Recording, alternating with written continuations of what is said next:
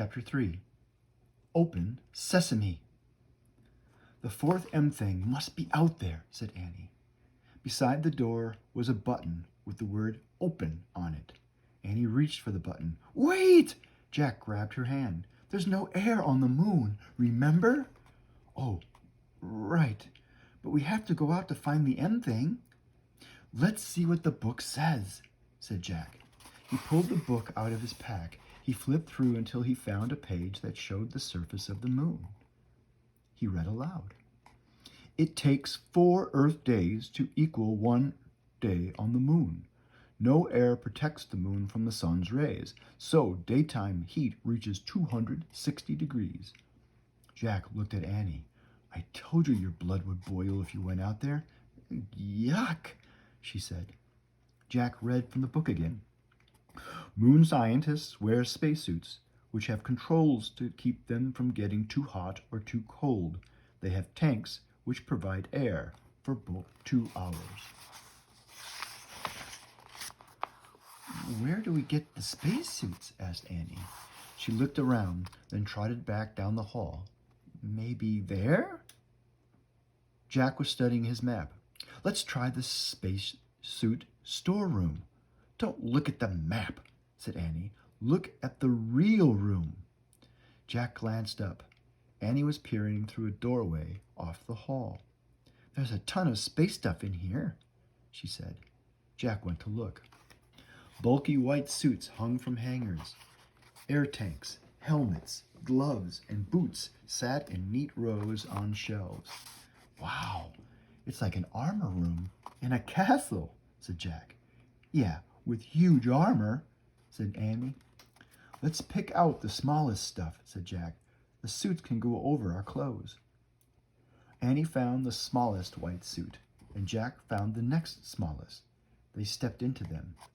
Then Annie locked Jack's air tank into place. Thanks, he said. He did the same for her. Thanks, she said. Gloves? Said Jack. He and Annie pulled on white gloves. Boots? Said Annie. They each pulled on a pair of huge white boots. Helmets? Said Jack. He reached for a helmet. Wow, they're pretty light, he said. I thought they'd be like knights' helmets. Jack and Annie put the helmets on. They locked each other's into place. I can't move my head left or right, said Annie. Me either, said Jack. Let's try walking. Jack and Annie moved clumsily around the room. Jack felt like a fat snowman. Close your visor, said Annie. They both closed their see-through visors. Cool air filled Jack's helmet. I can breathe, Annie yelled. Her voice boomed in Jack's ears. Ow! Talk quietly, Jack said. We have 2-way radios inside our helmets. Sorry, whispered Annie. Jack put the moon book back into his pack. Then he slung the pack over his shoulder. Okay, he said. Remember, we only have 2 hours of air in our tanks. So we need to find the 4th M really fast. I hope we can find it, said Annie. Me too, said Jack. He knew they could not go home until they did. Let's go, said Annie. She gave Jack a little push. Watch it. No goofing off, he said. We don't want to fall over in these suits. Just go, go, said Annie. She pushed him out of the room. They walked back to the airlock. Ready? Said Annie. Open Sesame.